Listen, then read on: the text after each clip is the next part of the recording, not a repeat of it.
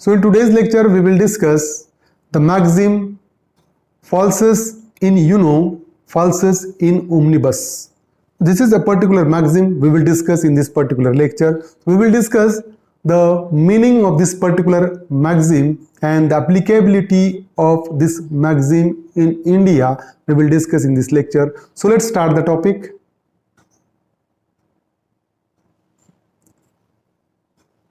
The very meaning of this maxim, falsus in uno, falsus in omnibus. False in one thing, false in all.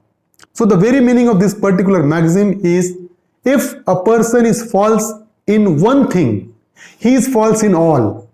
For example, if I made a statement, and in that particular statement, if I mention one thing false, so according to this maxim, my entire statement will be false. समझ रहे हो कि अगर for example मैंने एक statement दिया और एक स्टेटमेंट में मैंने कोई एक चीज गलत कर दी, तो ये मैक्सिम क्या कहती है कि अगर मैंने एक चीज गलत की तो मेरा पूरा स्टेटमेंट ही क्या हो गया, फॉल्स हो गया। ऐसा इस मैक्सिम का कहना होगा। False in one aspect is false in all aspects. तो एक एस्पेक्ट में अगर मैं फॉल्स हूं तो सारे एस्पेक्ट में मैं फॉल्स हो गया, अगर हम ये मैक्सिम अप्लाई करेंगे तब। अगर ये मैक्सिम के हिसाब से एक एस्पेक्ट पे मैं फॉल्स हूं तो सारे एस्पेक्ट्स पे मैं फॉल्स हो जाऊंगा, अगर ये मैक्सिम अप्लाई करेंगे तब। The general principle of common law is, if certain facts out of the story are false then entire story is also false. तो the general principle of common law was, if certain facts out of the story are false then entire story is also false.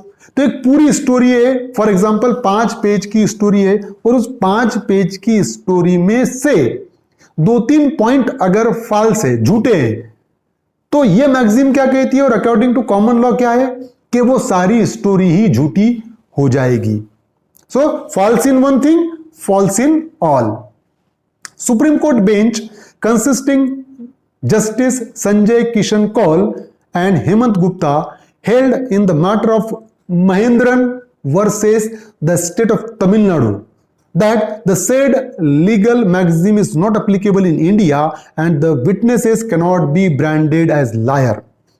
So in this particular case law, Mahendran versus the state of Tamil Nadu, the Supreme Court has contended that this particular legal maxim, falsus in uno, falsus in omnibus, is not applicable in India and the witnesses cannot be branded as liars. तो supreme court ने इस case में specifically mention किया कि ये जो maxim है ये इंडिया में अप्लीकेबल नहीं हो सकती है और हम विटनेस को एज ए लायर झूठा ब्रांड नहीं कह सकते हैं। समझ रहे हो, हम किसी विटनेस को झूठा नहीं बोल सकते हो, हम किसी विटनेस को झूठा ब्रांड नहीं कर सकते। ये कि मतलब उसने एक चीज झूठी बोली तो सारा झूठी हो गया उसका, ऐसा हम नहीं कह सकते। सुप्रीम कोर्ट ने ऐसा इस केस में कहा कि ये मैक्सिम इंडिया में एप्लीकेबल है ही नहीं। Ugar Ahir and other versus the state of Bihar, the supreme court held that the maxim is neither a sound rule of law nor a rule of practice. तो सुप्रीम कोर्ट ने इस केस में भी कहा कि maxim sound rule of law हो ही नहीं सकती या साउंड रूल ऑफ प्रैक्टिस भी नहीं है कि हम इसको प्रैक्टिस में भी साउंडली यूज नहीं कर सकते हैं। ये साउंड रूल ऑफ लॉ नहीं है maxim. Therefore it is the duty of the court to scrutinize the evidence carefully and in terms of the felicitous metaphor separate the grain from the staph.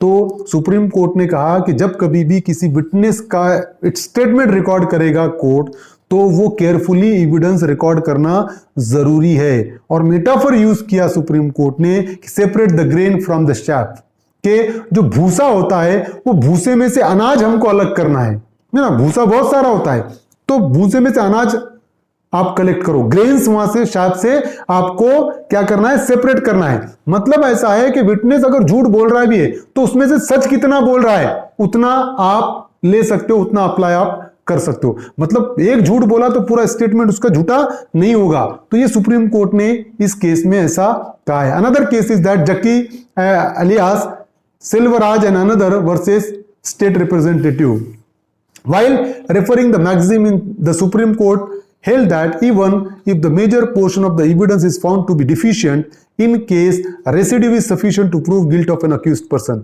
Supreme court ने ये मैगजीम को refer करते हुए यहां पर ये कहा कि अगर किसी एविडेंस का मेजर पोर्शन डिफिशिएंट है, मेजर पोर्शन में वो विटनेस झूठ कह रहा है, लेकिन जितना रेसिडिव है, अगर वो रेसिडिव जो बचा हुआ है, अगर वो बचा हुआ स्टेटमेंट सफिशिएंट हो सकता है अक्यूज की गिल्ट प्रूव करने के लिए। समझ रहे हो? मैंने 10 स्टेटमेंट दिया फॉर एग्जांपल मेरे विटनेस में, मेरे क्या हो गए, 10 में से 7 मैंने गलत कहा, लेकिन 3 ऐसे स्टेटमेंट मैंने दिया कि वो 3 स्टेटमेंट सफिशिएंट हो सकते हैं अक्यूज की गिल्ट प्रूफ करने के लिए, तो वो 3 स्टेटमेंट को कोर्ट अप्लाई करेगा और अक्यूज को सजा सुना सकता है, कन्विक्शन दे सकता है। Not with standing acquittal of number of other co-accused person, his conviction can be maintained।